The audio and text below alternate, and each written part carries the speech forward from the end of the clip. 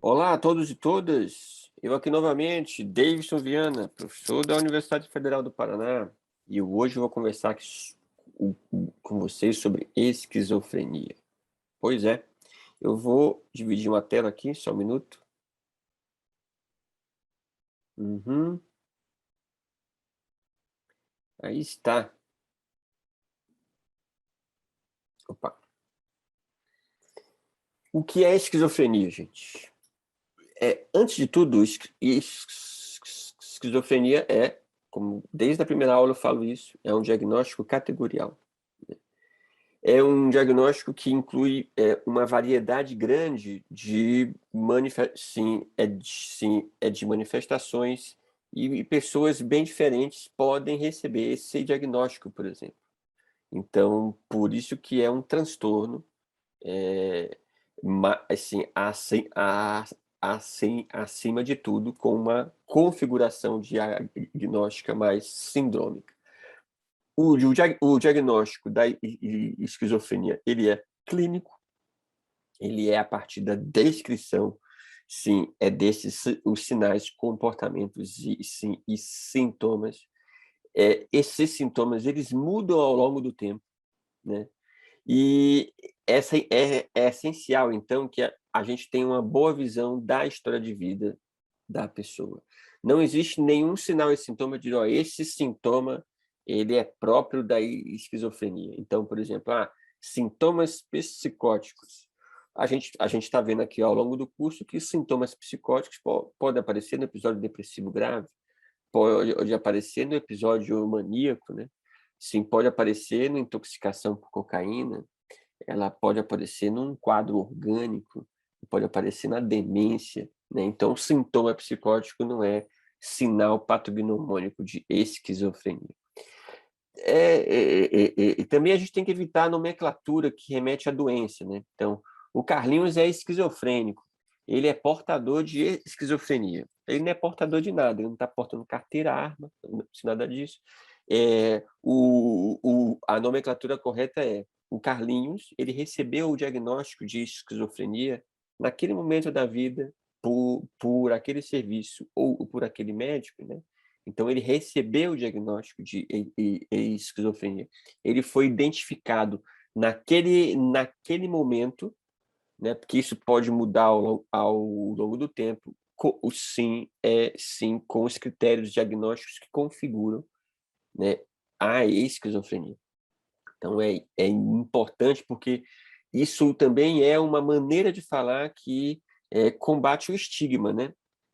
Porque você fala, se a pessoa falar, o meu nome é Carlos, eu sou esquizofrênico, ou seja, eu não sou mais uma pessoa, eu sou apenas aquilo, o diagnóstico. E isto é muito importante para, principalmente, a gente vai ver depois, né, o tratamento, o manejo, a melhora de uma condição que a gente não tem uma cura mágica, né? Mas o que é a esquizofrenia? Quais são os seus critérios diagnósticos? Então, eu preciso ter 2 ou mais desses sinais e sintomas por mais de um mês, gente. Então, eu tenho que ter a coisa, né, de uma forma perene por mais de um mês.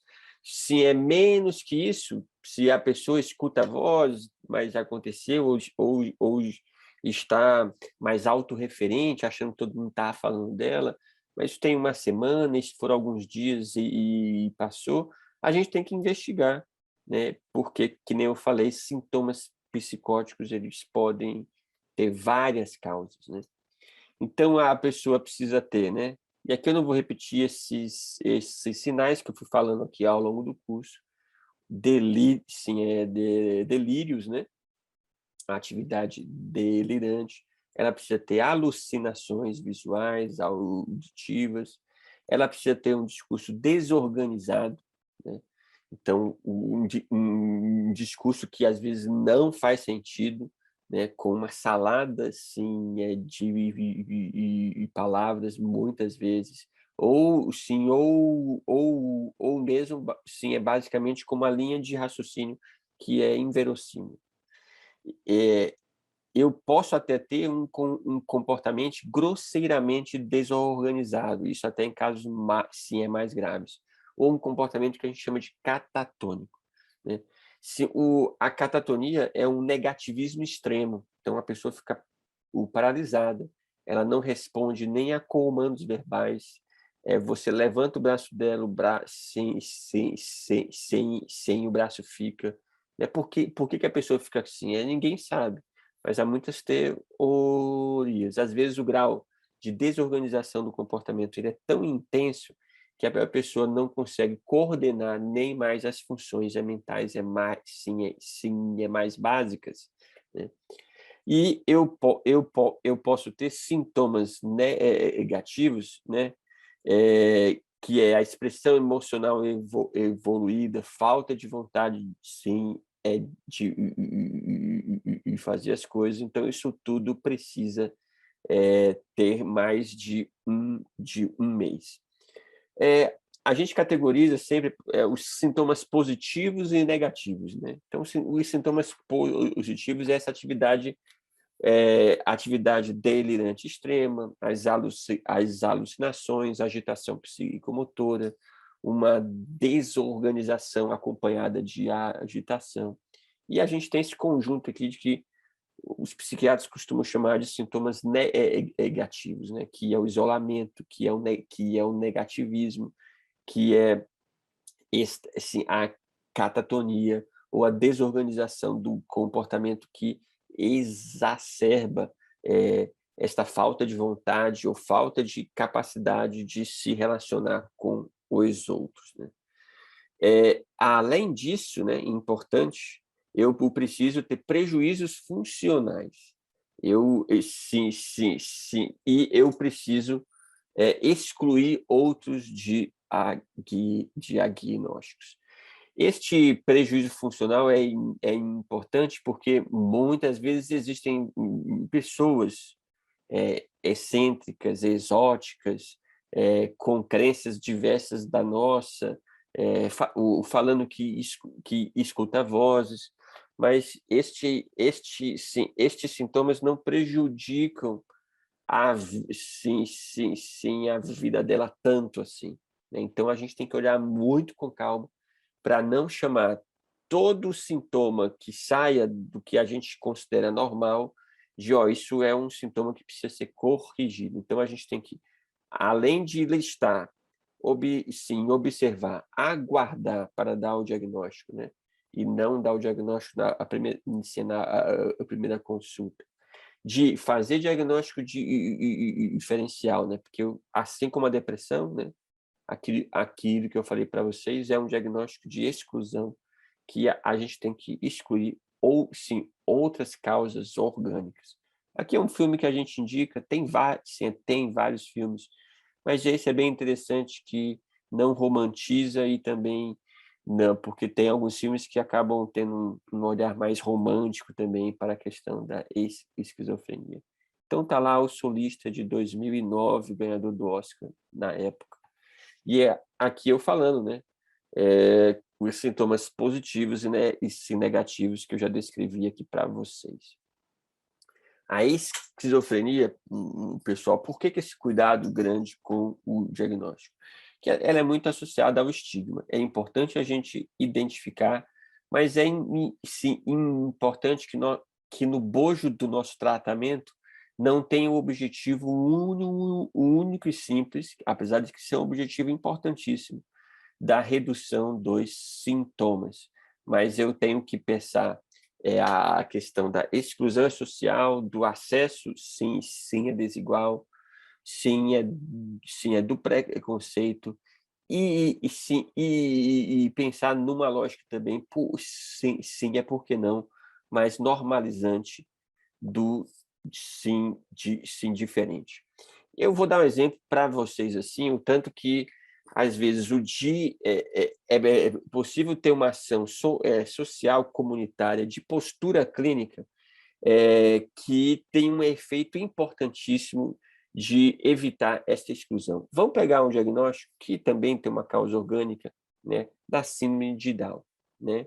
Então, veja que a síndrome de Down, ela ela é a trissomia, né, do cromossomo 21, é um problema que não tem cura, né, e que por muito tempo você tratava esses jovens, essas crianças como uma normalidade, né? Se muitas delas foram excluídas, então eram rejeitadas na sociedade. Em alguns anos, de 50 anos para cá, o esforço, a gente não conseguiu encontrar grandes formas reabilitativas para a síndrome de Down, mas a grande reabilitação foi a mudança do olhar da sociedade para este grupo. Então, a gente passou a considerar e ter uma narrativa de que as crianças com síndrome de Down, elas são mais afetuosas. Isso é uma narrativa, né, que a gente vai criando, que elas têm um grande potencial. E sim, elas têm, como todo ser humano tem, com uma pessoa que recebe o diagnóstico de esquizofrenia também. E você foi vendo a capacidade inclusiva nossa. Veja que é possível. Então, pessoas com diagnóstico, né, de síndrome de Down passaram a trabalhar, primeiro em postos, né, mais simples, como supermercado, mas depois foram atuando em filmes, em novelas. Sim, sim, sim. Aí tendo um inserção, o sim social, mas com a sociedade tendo um olhar compreensivo que essas pessoas não são iguais a nós e precisam de apoio, sim, para o desenvolvimento de suas atividades que fazem com autonomia. Então, vejam que é necessário uma postura também de entender o problema do outro como um problema normalizado. Isto acontece, mas não é porque a pessoa tem um diagnóstico de esquizofrenia que ela vira um incapaz. E aí, por isso que o tratamento, né, se não medicamentoso, digamos assim, ele é tão importante quanto, sim, há aí tanto o treinamento de habilidades sociais, um acompanhamento mais próximo, incluir aí o CAPS, né, o Centro de Atenção Psicossocial, que tem equipe, multiprofissional para lidar com os casos mais graves, com esse intuito da reinserção social, a terapia, a terapia familiar, ou seja, se eu tenho uma abrangência maior do que a redução dos sintomas em si, a chance de ressocialização aumenta bastante. Então, outras estratégias, né?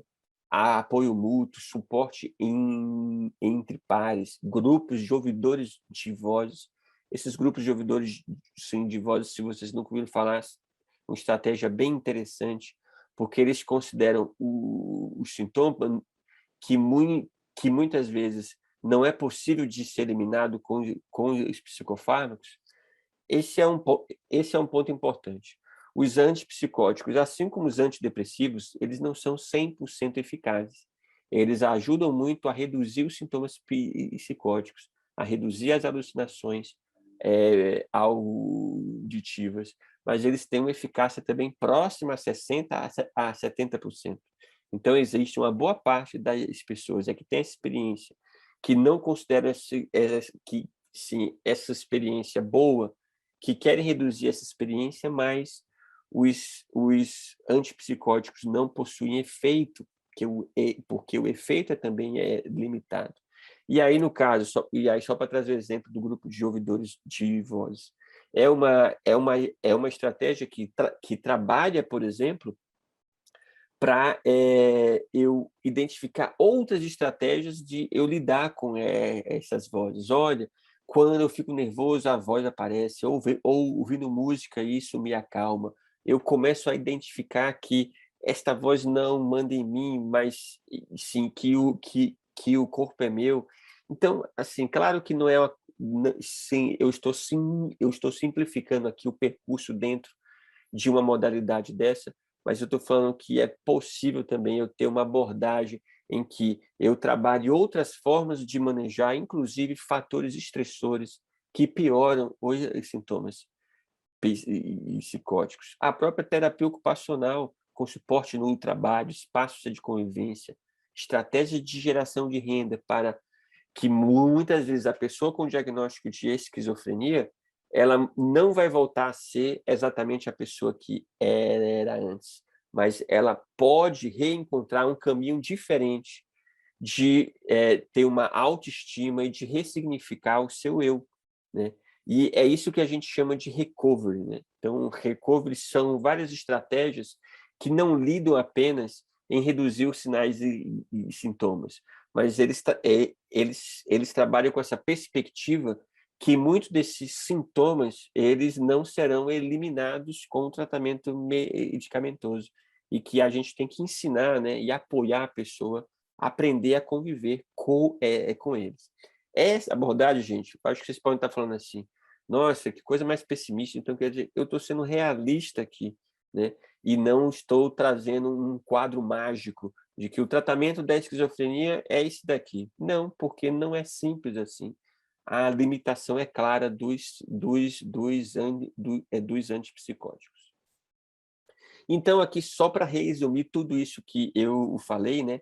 Essas estratégias, sim, do recovery, elas trabalham com a ressignificação das experiências, sim, é da pessoa, sem trabalhar as expectativas, fortalecer a espiritualidade, ter objetivos realistas com a pessoa, mas, ao mesmo tempo, fomentar a esperança, né? Sim, manter os sonhos, inspirar testemunhos, a pessoa contar a sua história, sim, é como parte sendo processo de recuperação, reconstruir senso de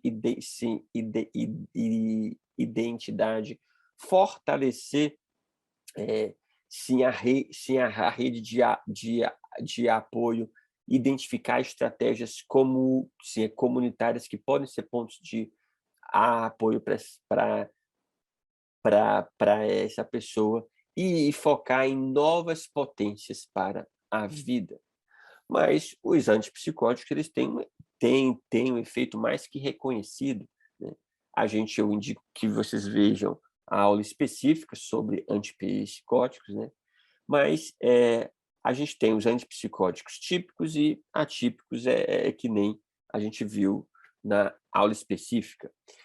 Os antipsicóticos típicos, né? Como o haloperidol, que é a principal expressão, né? Sim, é nessa categoria, tem uma eficácia sim reconhecida na dose de 5 a 10 miligramas. Então, isso é também um conceito importante, que há um limite para a dose máxima, porque o mecanismo do antipsicótico é bloquear a dopamina, porque a dopamina parece que está relacionada, eu falo parece porque não é ainda comprovado, mas parece que está provada com maior chance de ter sintomatologia psicótica, principalmente a produtiva, né? Então, você tem esses antipsicóticos que bloqueiam a disponibilidade da dopamina na fenda sináptica, mas há um limite para esse bloqueio. No caso do haloperidol, a dose de 10 miligramas é uma dose que já bloqueou cerca de 95% dos receptores dopaminérgicos. Então, uma dose maior do que essa, talvez 12, 15 miligramas, ela é uma dose que tem, ao menos fisiopatologicamente, que já deu, digamos assim, né? Eu tenho como efeito colateral dos antipsicóticos, mas repetindo aqui para vocês, né? Mas porque isso já foi falado, né?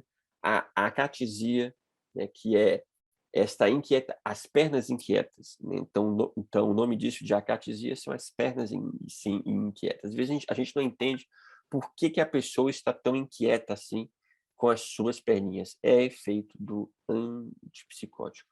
Distonia aguda, né? Então, o que é a distonia aguda? É quando, pela contração que os antipsicóticos trazem também, trazem, às vezes isso é tão intenso que há, então, distonia de grupos musculares diferentes. e aí você vê, às vezes, a pessoa com um globo ocular para um lado, um globo ocular para o outro, com o pescoço esticado, porque os grupos sim, musculares estão diastônicos. Isso também é efeito do antipsicótico. E a gente tem um outro também, que é comum, que é a discinesia tardia, que é um efeito mais a longo prazo, né, de movimentos né, sim, orais, né, a pessoa ficar com a boca e com os lábios trêmulos, né, que esse é um efeito a longo prazo do uso de antipsicóticos. Então, a gente tem que acompanhar, observar. O biperideno é um medicamento que, uma vez identificados esses efeitos colaterais, eu posso introduzir para amenizá-los. Eu também posso prescrever o biperideno, né? Principalmente a forma injetável, para tirar esses efeitos colaterais, principalmente quando eles são agudos. Então, no caso da diastonia aguda, eu administrar biperideno injetável tem um efeito imediato, mas isso não justifica que eu use o biperideno como uma droga de prevenção. Então já vou introduzir aldol e biperideno junto. Não faz sentido, porque a presença de efeitos colaterais ela é alta, ela é em 25% dos casos, isso é bem alto, mas não é em 100%.